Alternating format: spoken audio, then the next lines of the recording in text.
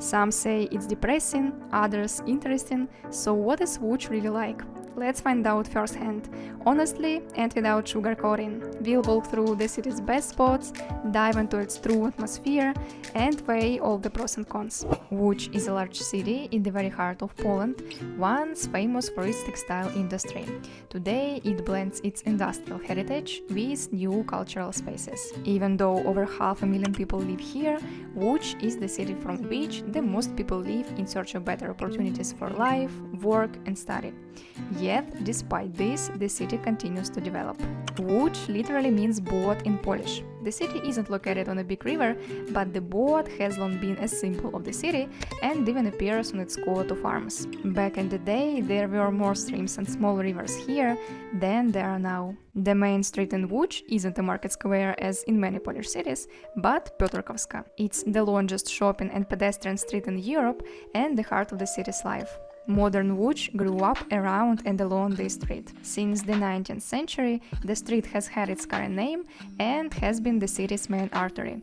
Here you'll find at least 20 interesting spots, including various tenement houses, the town hall, Rose Passage of Piotrkowska, the Avenue of Stars, the teddy bear statue, and the unicorn stables. Cool names, right? We'll explore some of these places in more detail later in this video, but overall, every building here has its own story, and their architecture delights with its details. And it's also a street of cozy courtyards, always open to curious passers-by.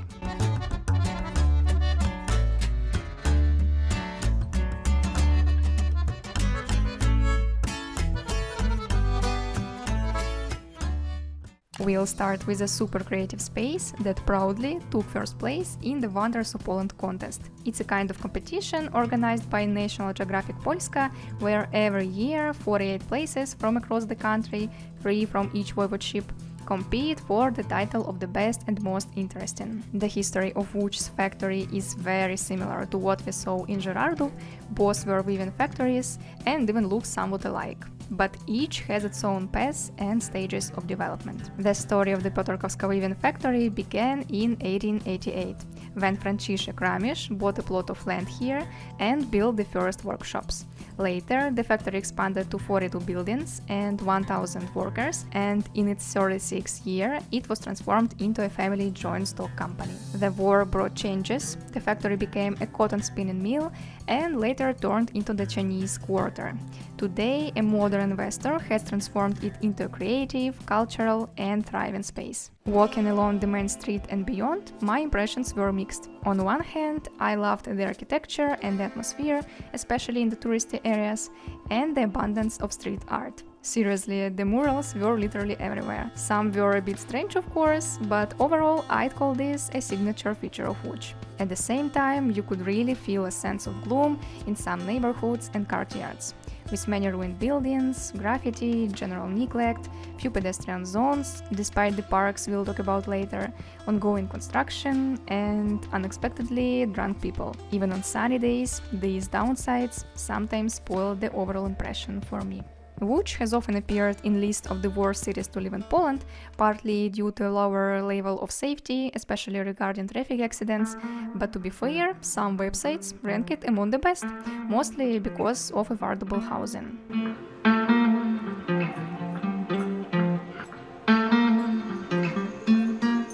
A quick overview of the apartment where we're staying for 3 days in Łódź. As we enter the space and look up, the roof is immediately visible. Yes, we are on the top floor and it's pretty low compared to others. We go into the combined kitchen living area. That's basically the whole apartment. It's very cozy. There is a window that opens only on one side, but you can see the courtyard and it looks nice. By the way, we are right in the very center of Łódź. Our building has a restaurant which we plan to visit in this video. Everything here is sort of miniature. It has all the essentials. You could live here, but not for long. It does get hot, especially in summer. 1 person fine, 2 already a bit cramped. Here's the bed where we'll be sleeping. I want to point out that there are lots of beautiful decorative details which add to the coziness. The bathroom with a shower and toilet is really tiny. Go ahead, Andrew, you try it. Everything is miniature, but stylish and pretty, with nice colors. Overall, I like the apartment, it's fairly clean. Not perfect, but this was the most budget-friendly option. $43 per night. We booked 3 nights. Let me know in the comments what you think of this place. Looking at long-term rental prices, Łódź is currently one of the most affordable large cities in Poland. A one-room apartment costs around 1,700 zlotys, a two-room about 2,100, and a three-room around 2,800. So living in Łódź is 1.5 to 2 times cheaper than in Warsaw, which is definitely a selling point for the city. EC1 is another post-industrial spot in Łódź that you simply can't miss. It used to be a thermal power plant, and now it's a whole city of its own, housing Poland's largest science and technology center, a planetarium, street of elements, basically a playroom for kids, a comics and cinema center. Whether you're interested in this or not, if you have kids and a curiosity for learning, this is a place you can definitely visit. In a clear and engaging way, you'll learn how electricity and heat are produced, explore the most important discoveries of civilization, and get a glimpse of both the macro and micro worlds. The area itself is very interesting. You can walk around and admire the various buildings. Here's a fountain and different exhibits. By the way, there aren't many people here. Some construction work is also ongoing. Among the unique and I'd say touching spots in Łódź is the Rose Passage. Visually, this building is striking and creative thanks to an unusual mosaic made of tiny pieces of mirrors, but not every tourist knows the meaning behind this design. The mirror fragments symbolize the structure of the retina, and the project itself illustrates the journey from blindness to vision that Rose, the daughter of the artist Joanna Rajkowska, experienced.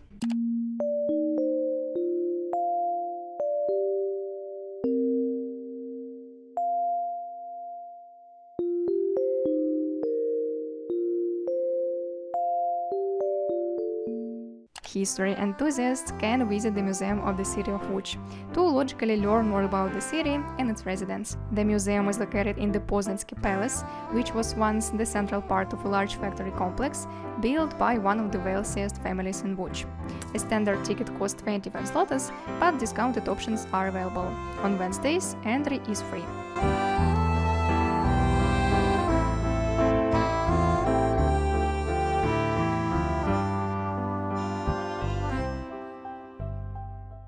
The next spot might be controversial and may not appeal to everyone, but to truly understand Łódź, you can visit the Old Catholic Cemetery. Yes, the atmosphere here is unique. We haven't filmed places like this yet. Nevertheless, it impresses with its beautiful architecture, the chapels alone are worth seeing, as well as its historical value and calmness. The cemetery is the resting place of prominent cultural figures, war heroes, and ordinary residents of Łódź. It's also very green, with many lush trees, and overall well maintained. You can see that people have taken care of their loved ones.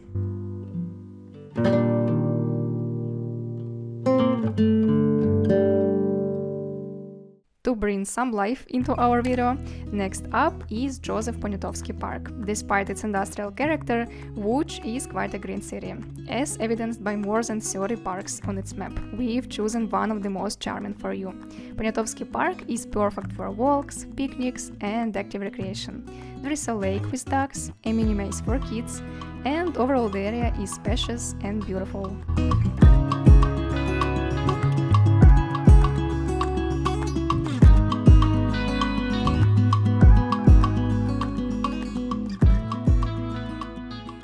And again, the weaving factory, and again, industrial vibes. The Manufaktura went through a revitalization path similar to of Piotrkowska: prosperity, neglect, and rebirth. Today, it's a meeting place for Łódź residents, the city's showcase, and the paradise for foodies and brand lovers. Manufaktura houses a museum, a theater, a cinema, dozens of restaurants and cafes, playgrounds, a fitness club, about 250 shops, and even a beach in summer. Right now we are in the heart of the complex, the Textile market, where all the events take place.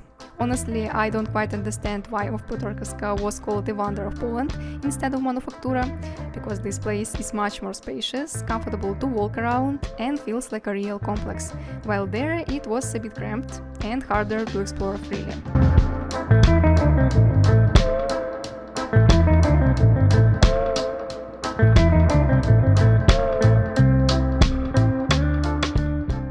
As you can see, Łódź is developing well, especially when it comes to modern spaces. In general, if you browse the city's website, you can see how actively everything is being built and improved. The transport system is being upgraded, investments are being attracted, startups are developing, and new residential complexes are being built. So, not everything is bad. The city isn't standing still and is trying to realize its potential. For one of the richest textile collections in the world, head to this museum. Even if the exhibition halls don't catch everyone's interest, the open-air museum is likely to impress. Next to the Textile Museum is the City Culture Park, which features 5 wooden houses from different eras, including a villa, a church, and a tramway hall. It's an interesting place where you can see how people lived and get a sense of the interior design and architecture of Łódź in the 19th and 20th century. Not trying the local restaurants would be a sin, as I say. As ambassadors of Polish cuisine, we chose pierogarnia Starym Młyn. Naturally, we went for the classics, pierogi. Andrew had duck with cream sauce, and I went for chicken with mustard. They even brought us some bread with a spread as a gift. I'm not even sure what it was, but I tried it. Honestly, it didn't really taste like anything. And then there was tea. Homemade, cold, with fruit and mint. Not super strong, but refreshing, perfect for summer. The pierogi were soft and pleasant. I want to say though that we've tried denser pierogi before. These were more like dumplings you take from the freezer and just heat up. The dough was softer.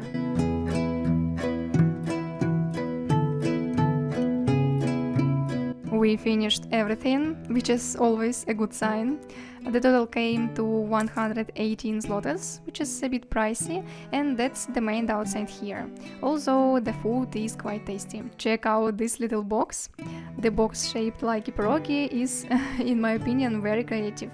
The atmosphere is beautiful, Polish music playing, not many people around, it is daytime, and you can see it either outside or inside. A definite plus, the restaurant is in our building, so you don't have to walk far. Their service is good and everything else is fine, I recommend it. Almost forgot another small downside, the seats aren't super comfortable. They look nice, but I prefer practicality, and here you can only sit in a weird way. Not sure why they do it like that. To really get the feel of Łódź, let's walk through its neighborhoods. Fuzja is a new district that combines Łódź's post-industrial character with modern loft architecture. Entertainment, culture, shopping, greenery, good food, social life and apartments – that's what Fuzja is all about.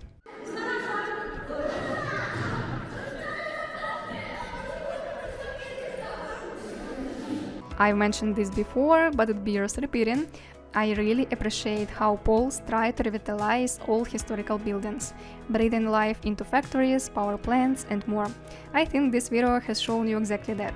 For example, here is a building that's been left as it is in some areas, sometimes just the wall remain, but it's likely to be transformed in the future. Another district worth your attention is Księży Młyn, another city within a city where workers used to live. The residential complex includes former worker houses, a spinning factory, and associated buildings.